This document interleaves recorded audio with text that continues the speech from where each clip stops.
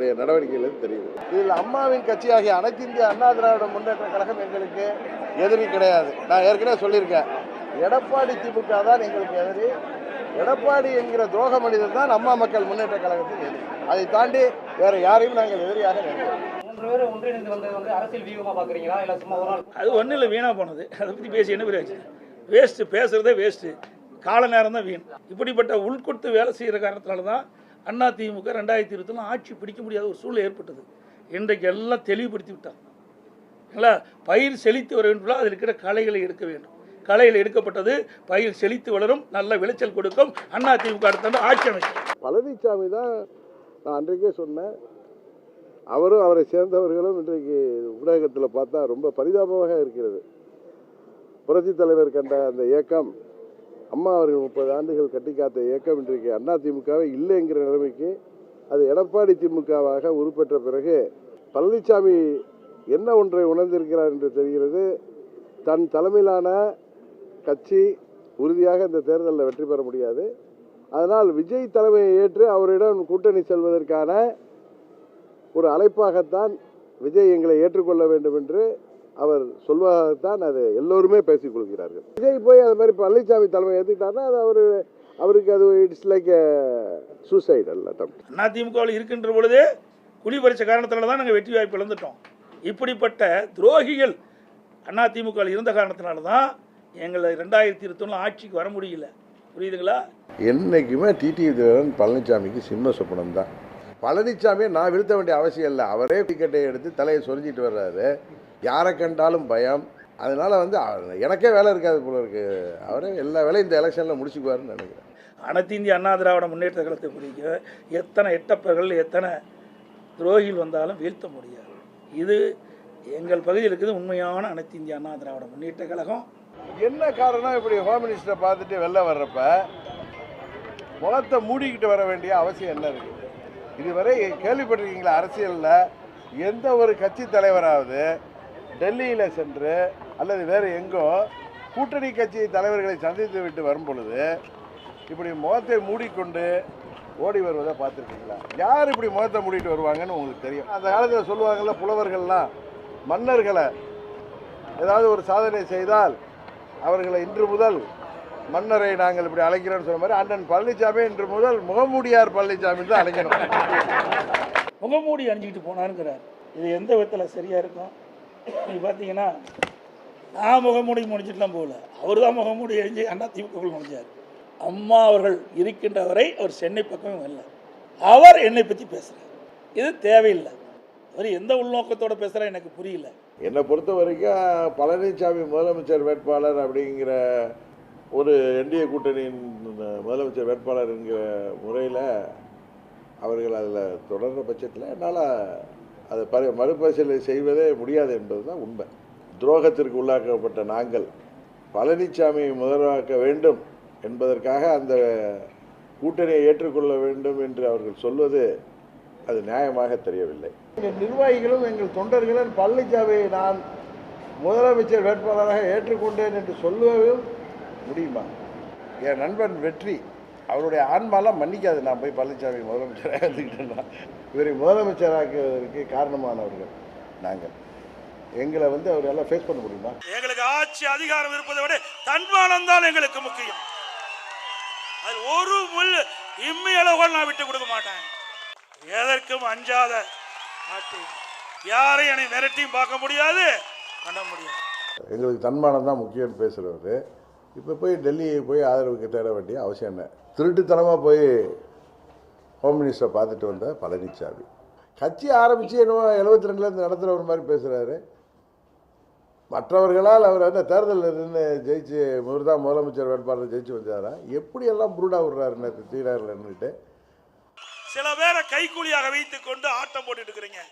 அந்த கைக்கூலிகள் யார் என்று அடையாளம் காட்டப்பட்டு விட்டோம். அதுக்கு விரைவில் முடிவு கட்டப்படும். சில கைக்கூலிகள் செயல்படுகிறார்கள் சொல்றாரு. யாரு இப்போ செங்கோட்டையன் யாரோட கைக்கூலின்னு சொல்றாரு? டிடிவி தினகரனோட கைக்கூலியா இல்லை ஓபிஎஸோட கைக்கூலியா? அவர் யாரை அடிக்கடி போய் சந்திக்கிறாரு, எங்கே போய் சந்திக்கிறாரு? கரெக்டா? அதனால் பழனிசாமி முன்னுக்கு பின் முரணாக பேசுவது, அவர் தோல்வி பயத்தில் உணர்வது தெரிகிறது. உறுதியாக இந்த தேர்தலில் பழனிசாமி தோற்கடிக்கப்படுவார். அதில் கூட்டணியில் உள்ளவர்கள் தான் யோசிக்கணும். ஏன்னா தமிழ்நாட்டு மக்கள் உறுதியாக பழனிசாமியை புறங்கு தள்ளுவார்கள். அந்த 20% இந்த முறை 10% கீழே குறைய போகிறது என்பதுதான் உண்மை. நம்முடைய அனைத்து இந்திய அண்ணா திராவிட முன்னேற்ற கழக ஆட்சி கவிழ்ப்பதற்கு 18 பேரை கடத்திட்டு போனீங்க எம்எல்ஏ, அவர்கள் கட்சியில சேர்க்கு. இதையெல்லாம் யார் ஏற்றுக்கொள்வது?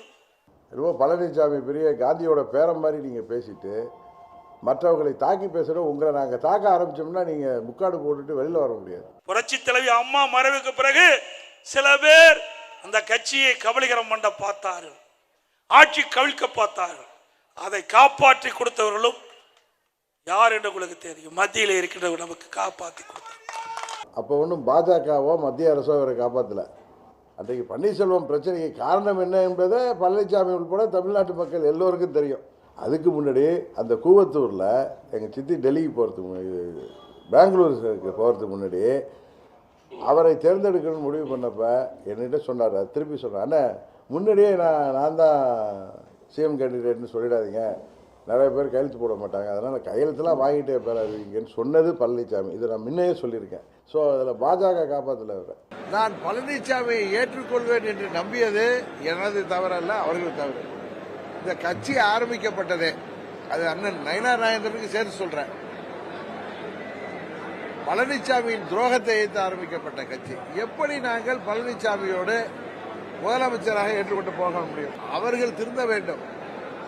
எனக்கு தெரியும் பழனிசாமி எப்படி என்னிடம் கூட்டணிக்கு வருவார். எங்களுக்கு துரோகம் செய்த பழனிசாமி என்னை சந்திக்கவே அவர் தயங்குவார். உணர்ச்சி வசப்பட்டெல்லாம் அந்த முடிவு எடுக்கல. நிதானமாக யோசித்து எங்கள் நிர்வாகிகளும் தொண்டர்களுடன் கலந்து ஆலோசித்து நாம் எப்படி துரோகத்தை ஏற்றுக்கொள்ள முடியும். இந்த இயக்கம் தொடங்கப்பட்டதே ஒரு சிலரின் துரோகத்திற்கு எதிராகத்தான் இந்த இயக்கம் உருவாக்கப்பட்டது. ஆனால் அவர்கள் திருந்துவார்கள் அல்லது திருத்துவார்கள் என்று நம்பினோம். ஆனால் எந்த வாய்ப்பும் தெரியவில்லை. அதனால் நாங்கள் எங்கள் வழியில் செல்கிறோம். அனைத்து இந்திய அண்ணா திராவிட முன்னேற்ற கழகத்திற்கு எவர் ஒருவர் துரோகம் செஞ்சாலும் அவர் நடு ரோட்டிலே நிற்பார், விலாசம் இல்லாமல் போய்விடுவார். இரட்டைலை வைத்துக்கொண்டு படபலத்தை வைத்துக்கொண்டு அவர் இன்றைக்கு 21 தேர்தலிலே அந்த அளவுக்கு அவரால் பெற முடிந்தது. இந்த தேர்தலில் அதுவும் முடியாது என்பதுதான் உண்மை. பழனிசாமி இந்த முறை படுபாதத்தை தள்ளப்படுவார். அங்கு உள்ளவர்கள் இன்னும் டெல்லியில் உள்ளவங்க டிடிவியை சரி பண்ணிடுவாங்க, அவர் நம்ம கூட வந்துடுவார் அப்படின்னு அவங்க பகல் கனவு கண்டால் உண்மையிலேயே இந்த முறை அவர்கள் சாரி, நீங்கள் தோற்றால் அதற்கு நாங்கள் காரணம் அல்ல, அது எங்களுடைய தவறல்ல, உங்களுடைய தவறு. பழனிசாமியோட போகணுங்கிறீங்களா நீங்கள்? அதுக்கு நாங்கள் தூக்குமாடி கூட தொங்கிடுவோம். நாங்கள் இந்த எக்ஸ்பைரி டேட் தெரியுமா? எக்ஸ்பைரி டேட் இந்த மெடிசன் இருக்குது பாருங்கள். எக்ஸ்பைரி டேட்டுக்கு முன்னாடி அந்த மெடிசன் சாப்பிட்டா நமக்கு குணமாகும். எக்ஸ்பைரி டேட்டுக்கு அப்புறம் அந்த மருந்து சாப்பிட்டோம்னா அது விஷமாகும். அது மருந்தா விஷமான்றது பார்த்துக்கோங்க. எக்ஸ்பைரி டேட் பாலிட்டிஷியனை பற்றி விவாதிக்க அவசியம் இல்லை. மாண்புமிகு அம்மாவுடைய மறைவுக்கு பிறகு கட்சியும் ஆட்சியும் அபகரிக்க அவர் திட்டம் தீட்டினார். இதுதான் உண்மை. அவருடைய டிடிவி தினகரன் அவருடைய பருப்பு எடப்பாடியரிடத்தில் வேகவில்லை. அந்த விரக்தியின் வெளிப்பாடாக வாய் புளித்ததோ மாங்காய் புளித்ததோ என்று வாய்க்கு வந்ததெல்லாம் பேசிக்கொண்டே இருக்கிறார்கள். உனக்கு என்னப்பா, நீ பைத்தியம், எதை வேணாலும் பேசலாம் அப்படின்ற மாதிரி அம்மா அவர்கள் 10 ஆண்டு அவரை நடவடிக்கை எடுத்ததுனால மனநலம் பாதிக்கப்பட்டு விட்டாரோ என்கிற ஒரு கவலை அவருடைய தம்பிமார்களான எங்களுக்கெல்லாம் ஏற்பட்டிருக்கு. திரு டிடிவி பொறுத்தவரை ஒரு தன்மானத்தை விட்டு எந்த அளவிற்கு அவர் மேலே அந்த வழக்குகள் போடப்பட்டு அந்த வழக்குகளிலிருந்து அவர் விடுவிக்கப்பட வேண்டும் என்ற வகையில் இன்றைக்கி பிஜேபி கிட்டே இன்றைக்கி சரண்டராக இருக்கார். இன்றைக்கி ஏன்னா பிஜேபி கிட்ட ஒரு சரண்டராக ஒருத்தர் அவரும் நீங்கள் பிஜேபிக்கு வாங்கன்னு சொன்னால் அனைத்து இந்திய அண்ணா திராவிட முன்னேற்ற கழகத்தை பொறுத்தவரை ஒரு தன்மானத்தோடு இயங்குகின்ற இயக்கம். எனவே திரு டிடிவி காலில் போல யார் காலில் விழ வேண்டிய அவசியம் எங்களுக்கு கிடையாது. 2026 தேர்தலுடன் அதிமுகவுக்கு முடிவுரை எழுதப்படும். துரோகத்தை வீழ்த்த பசும்பொன்னில் சபதமேற்றுள்ளோம். எடப்பாடி பழனிசாமி முதலமைச்சர் வேட்பாளராக இருக்கும் வரை தேசிய ஜனநாயக கூட்டணி இணைய வாய்ப்பே இல்லை என்றெல்லாம் தொடர்ந்து அதிரடியாக பேசி வந்த தினகரன் திடீரென அந்தர்பல்ட்டி அடித்து அதிமுக பாஜக கூட்டணியில் இணைந்துள்ளார்.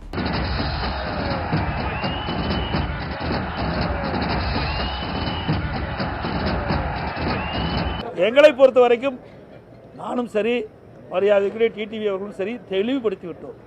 நாங்கள் ஒன்றாக இணைந்து செயல்படுகின்றோம். நாங்கள்லாம் அம்மா வளர்த்த பிள்ளைகள். என்னையும் சரி அவரையும் சரி எங்களுக்குள் சில கருத்து வேறுபாடு இருப்பதாக சொன்னார்கள். இருந்தது. எப்பொழுது இணைந்தோமோ அத்தனையும் மறந்து விட்டோம். இனி எங்களுக்கு மாண்புமிகு அம்மா அவள் விட்டு சென்ற பணியை தொடர வேண்டும் என்பதுதான் எங்களுடைய நிலைப்பாடு.